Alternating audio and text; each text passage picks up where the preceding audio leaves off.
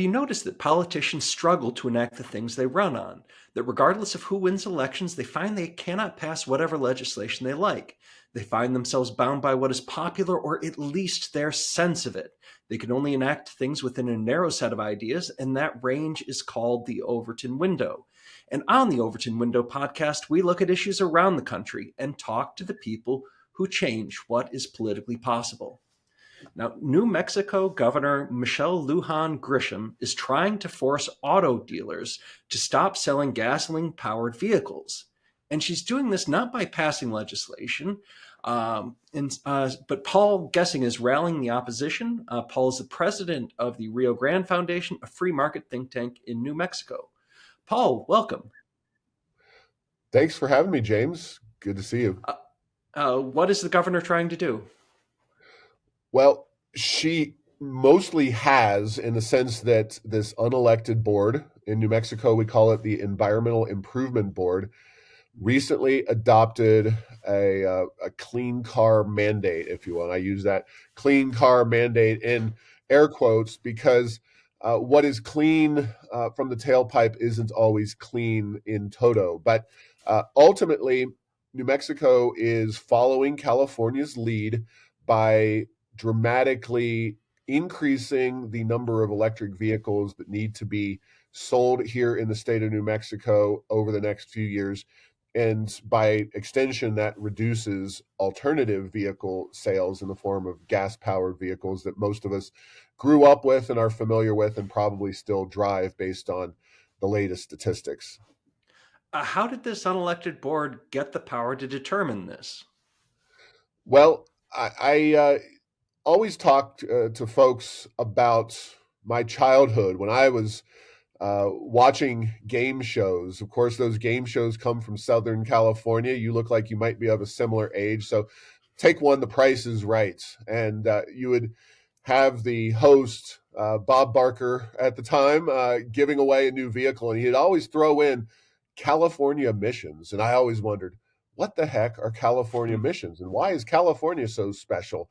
Well, to make a long story short, folks probably of a certain age remember Southern California's serious smog problems. They had a real air quality issue in the state of California in the 60s, 70s, and I think really into the late 80s.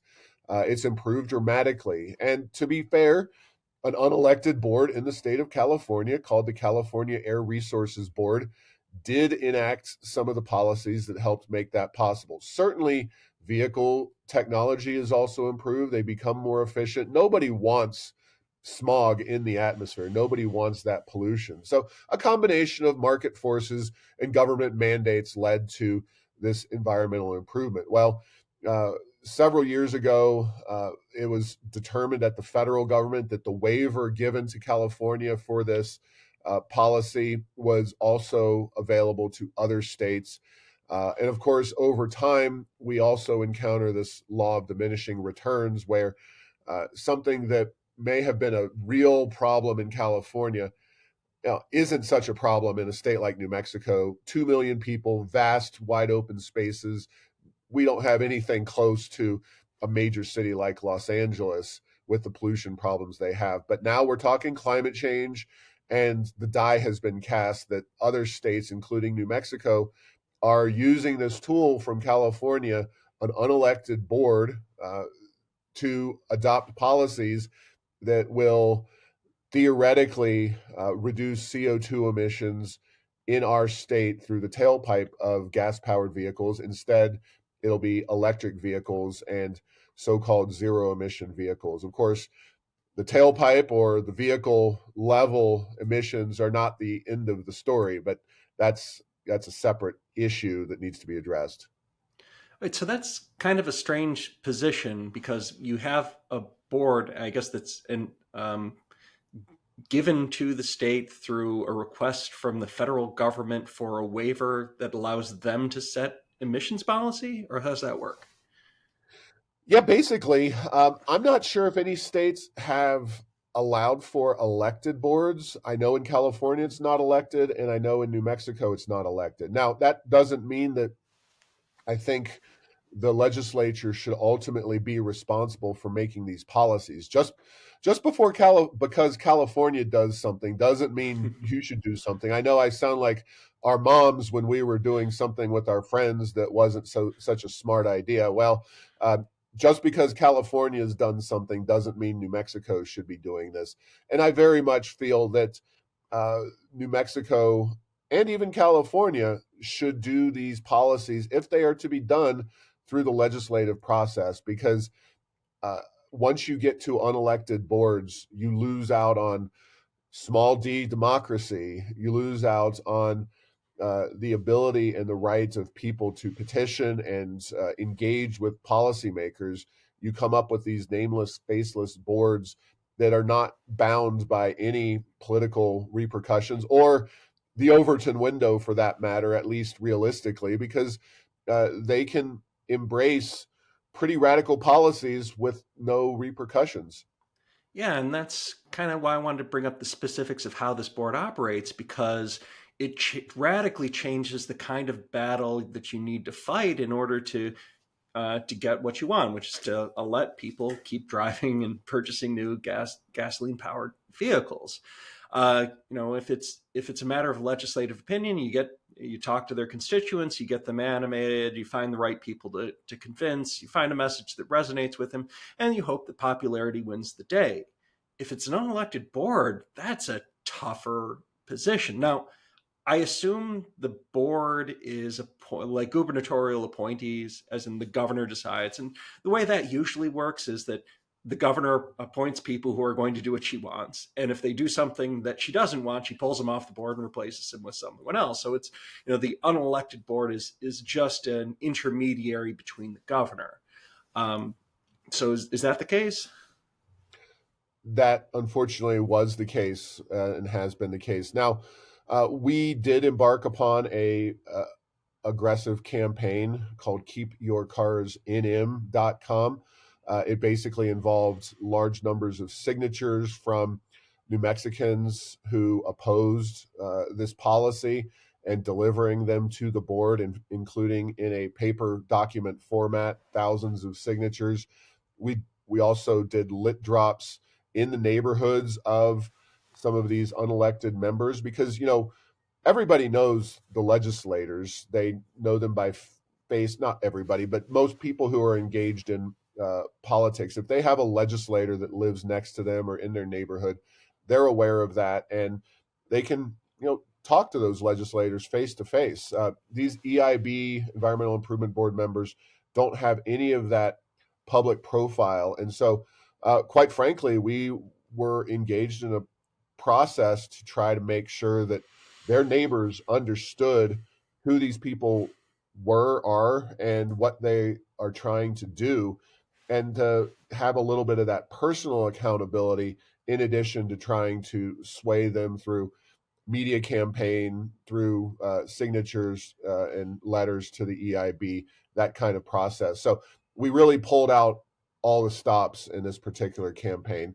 Unfortunately, it proved unsuccessful. At least the board, as a 3-2 vote, passed this mandate. It's a 7-member board, so the governor couldn't even get a majority, a clear majority of her own board to pass this this provision, this mandate. But I felt very proud of the campaign we ran, and we really, I think, shed some light and some heat on these people.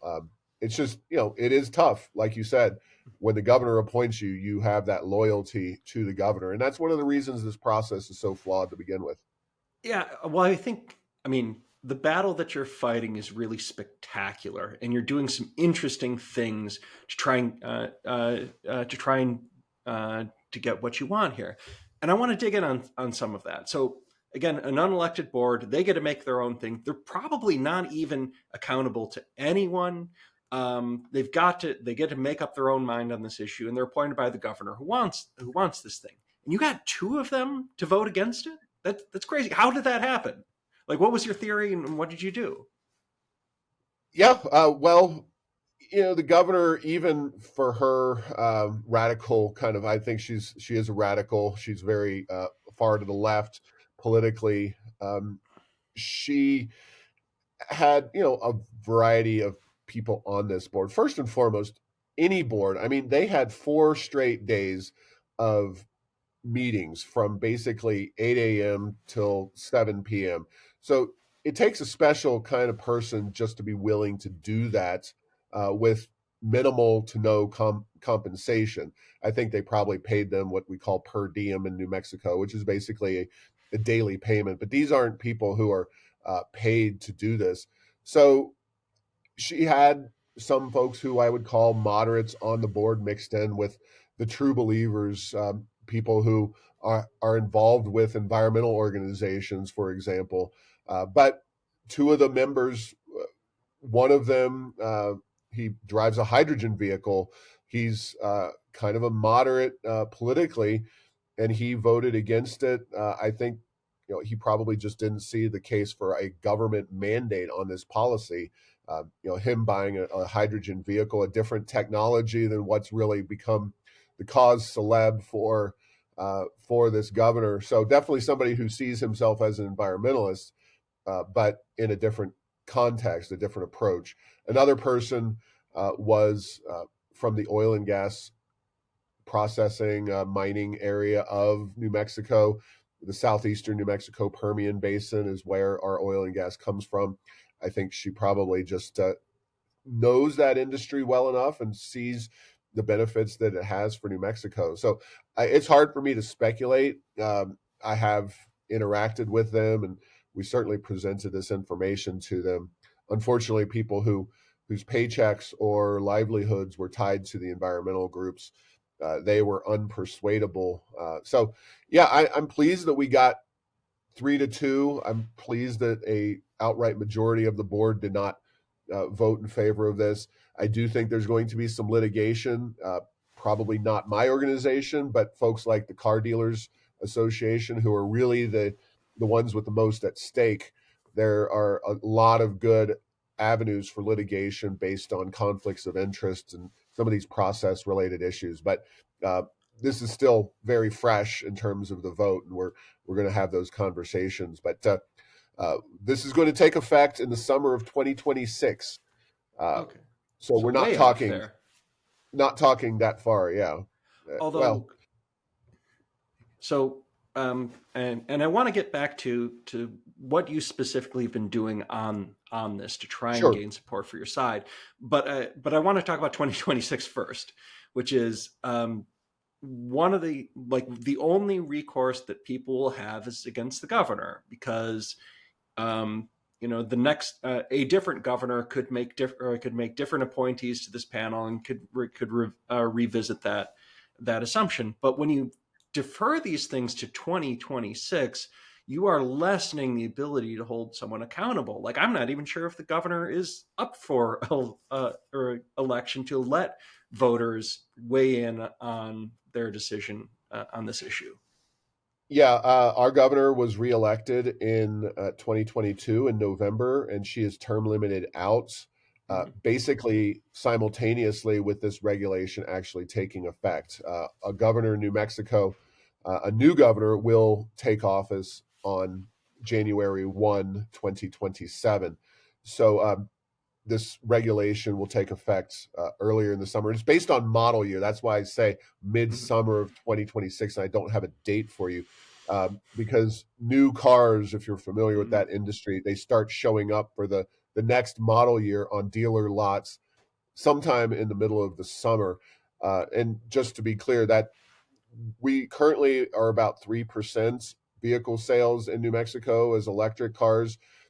We're going to be ramping up within less than 3 years to 43% new vehicle sales in New Mexico being electric. And that'll go up by 2031, summer of 2031, to 82%. So yes, there's a time lag.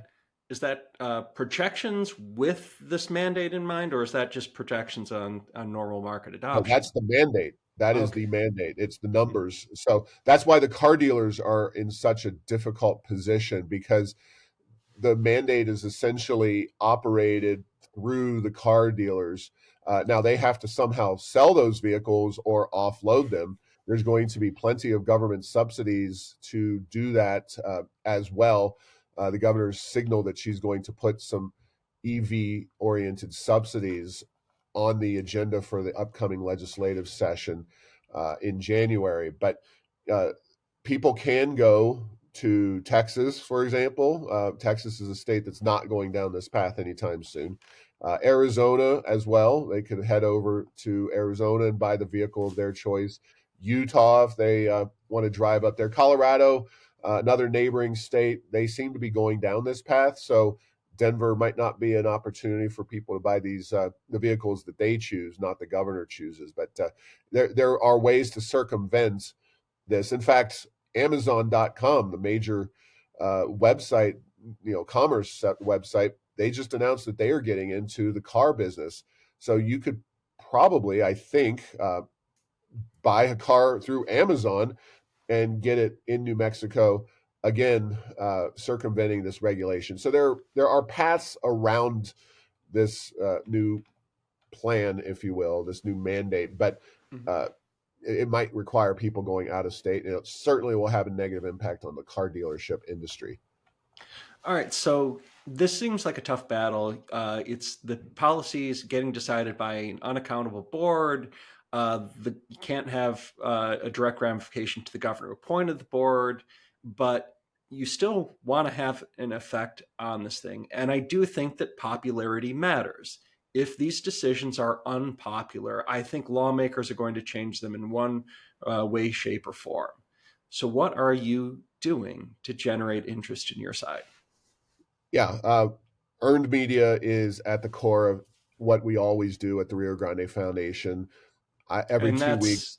that's earned media is when the media establishments that we already have come to you to talk to you and to be able to get your message out.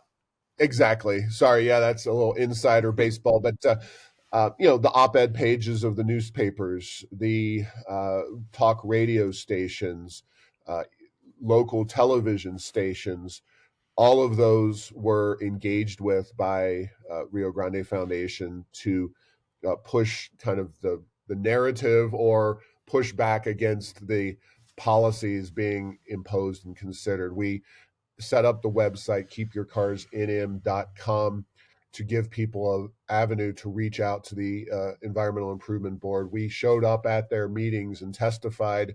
We showed up with printed copies of the signatures that folks had done through that website. We got 3,500, which isn't 3,500 individual New Mexicans reached out, which this is a state of 2 million people. It's not a big state like Michigan or some of the Midwestern states.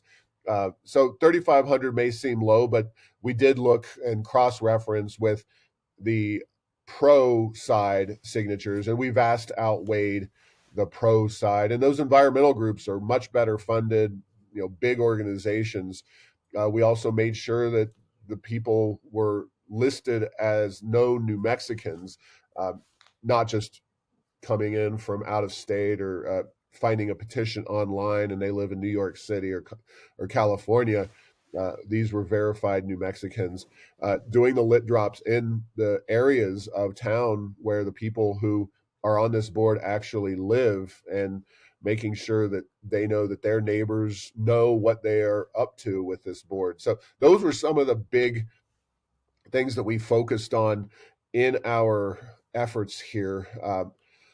Didn't do any paid media. We didn't do any advertising. We were on a tight budget, and we wanted to make sure that every dollar mattered. Sending obviously this information to our email list as well. Building that organizational email list is critical, and we have a good list of New Mexicans.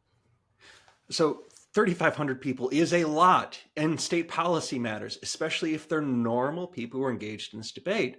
I mean, I think state, if this was a matter of state legislators who made the decision, 3,500 of normal people engaging on this thing, I think, is more than enough to at least get legislators very concerned about ramifications about banning gasoline, the sales of gasoline-powered vehicles. Of course, this was to an unelected board. They're not required to address complaints. They're not required to to respond to the concerns the people raise. They can do kind of what they want. So what is this issue going to be like going forward? You mentioned litigation, but I assume there's got to be a legislative strategy as well. Absolutely. Now, just to preface everything, obviously our governor is a Democrat. Our legislature is not just Democrat controlled, but close to supermajority status here in New Mexico. So the primary kind of campaign educational effort moving forward is to highlight the ways in which our legislature has allowed and encouraged this kind of behavior to happen here in this state, because ultimately the legislature is the elected body. Now, to be fair, absolutely many Democrats in the legislature, I don't have an exact number, but probably less than 10, but more than 5, actually opposed a governor of their own party publicly and expressed concerns about this issue. So there are at least some Democrats in the legislature who oppose this, but ultimately, when the legislature, our legislature is up, all 112 members of them in 2024. So they do have to stand for election on this issue in a way that the governor will never have to. Educating the voters on what those legislators said and could or should be doing on this issue is absolutely the path forward, because yes, changing the governor is important, but having a legislature that does not empower, as a general practice, unelected boards to take their power away from them and do things that they, at least many of their members, do not approve of is critical. Restoring that small d democracy. And you hear rhetoric all the time from Democrat elected politicians about democracy this, democracy that. Well, I'm for counting the votes and for people accepting defeat if they didn't win as many votes or electoral votes, whatever you want to call it. But when it comes to these unelected boards, that is devastating to democracy as well. And the same is true for bureaucracies in Washington, D.C., as it is for the Environmental Improvement Board in New Mexico. Empowering unelected bureaucrats to make decisions that you as a politician are unwilling to stand for and be elected on is entirely inappropriate. And it's harmful to the very fabric of our society, let alone just democracy. Yeah, and I think this is such an issue where you should be on the popular side, because the fundamental policy ramification here is not pro-electric cars. It is banning products from sale in the state. And people aren't buying gas-powered vehicles because they like burning gas. They're buying them because they're the best fit for themselves and their family. So banning the best fit product ought to be just fundamentally unpopular. Absolutely.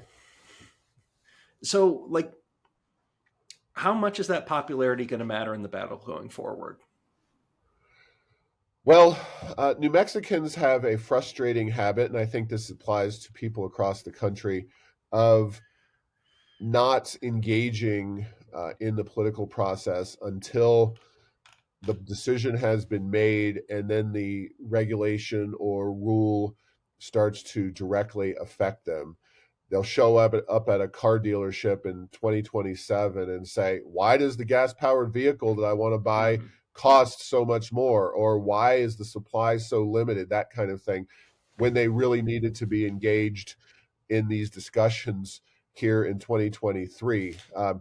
So that's just unfortunate. So this is going to be an ongoing educational process involving the voters, and just trying to make sure that when things start to impact their own family and their bottom line, that they know what is happening, what the reasons are. Now, unfortunately, 2024 here, the legislature will, this mandate will not be in effect, but I do think we caused enough attention and made waves enough that there will be political fodder in this next election in 2024.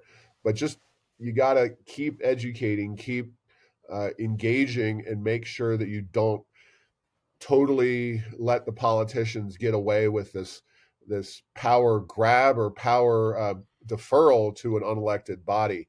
And I'll throw out a brief separate issue only because it directly relates to all this. Our governor enacted through an executive order a very aggressive gun grab during this summer where she essentially nullified the Second Amendment to the U.S. Constitution and said by herself, due to a public health emergency, that people in Bernalillo County, that's here in Albuquerque, could not carry a gun, open carry or concealed carry. We have both laws on the books. And she was ultimately rejected by people in her own party and folks like the Attorney General of New Mexico, who is also a Democrat, on that issue, and the courts rejected her as well. So we are going to highlight for sure the ongoing power grabs and the requirement, the necessity that other elected officials, when they have concerns, regardless of political party, they need to be active and engaged and speak out. And if they aren't willing to, they support these unconstitutional anti-freedom policies, and they need to have the voters be fully aware of that. I think that's an interesting point too, because to get back to the Overton window, it sounds like the governor did a lot to try to ignore the popularity of this issue, to try and bend the Overton window through doing this through an administration and then kicking the can down the road for the effectiveness, to try to avoid the question of popularity. But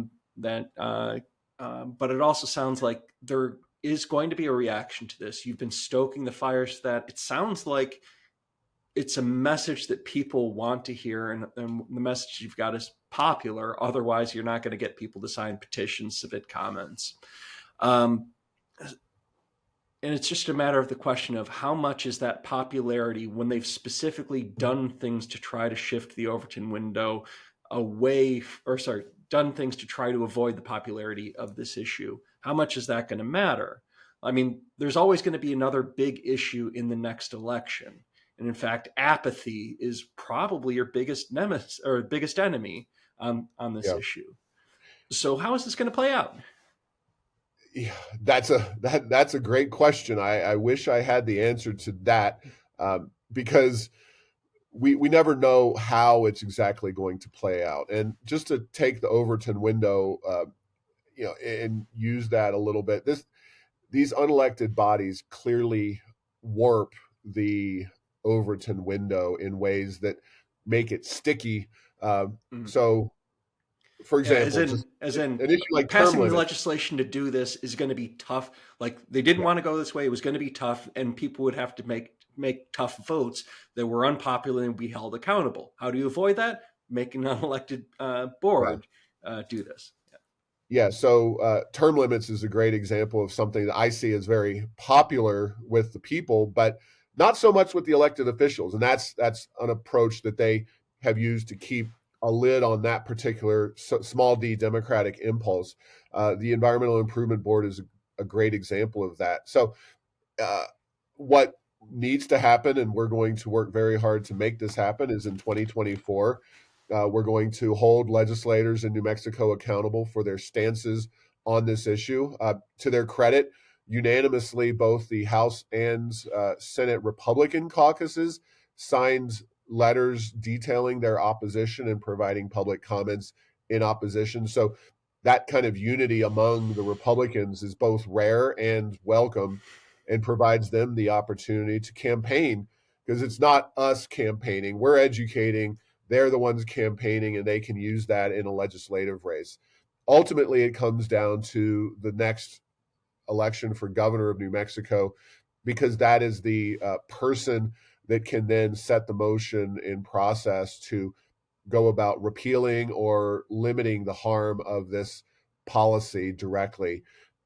Obviously, you need another level of legislative and executive unity to reform the entire process, which I would welcome. We're a very long way from that, but at least starting with the reality of the 2026 gubernatorial election and making that an issue.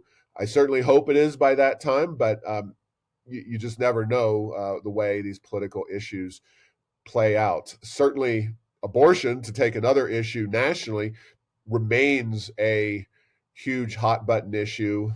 In fact, our governor, I believe, ran on very little in the last election to get reelected and made abortion kind of her horse to get into office for a second time. She didn't have many accomplishments. She was a horrible lockdown governor during COVID, and abortion seems to transcend many of these other policy issues. So that remains right now, I think, for a lot of free market organizations who aren't involved in the abortion battle, a real challenge is to make all of these other pocketbook and individual freedom issues as salient as the abortion issue seems to be for a lot of voters across the country. And that remains kind of a challenging situation in some of these recent elections that we've seen. So, it's a battle for salience and what do people vote on when they go to the polls. That's the challenge we all face.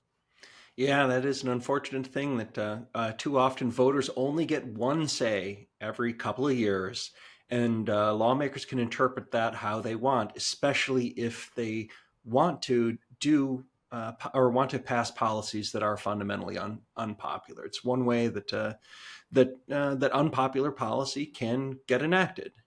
But how? So, given with all of this, it sounds like a challenging battle, even if you've got a popular message, even if the message that you've got resonates with people.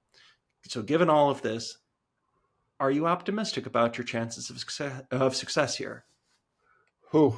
I'm a pretty optimistic person in general, but this is a long road, and I tell you what, I will have a much better grasp on what the situation is going to look like in 2026, which is when the real kind of policy angle will come out on this in terms of how much of an issue will this be in the next governor's election in New Mexico. If the legislature sees some kind of shift due to this and other overreach by the governor, and this becomes a salient factor, top of mind for voters as they vote for legislators in 2024, that's when I'll feel more confident one way or the other.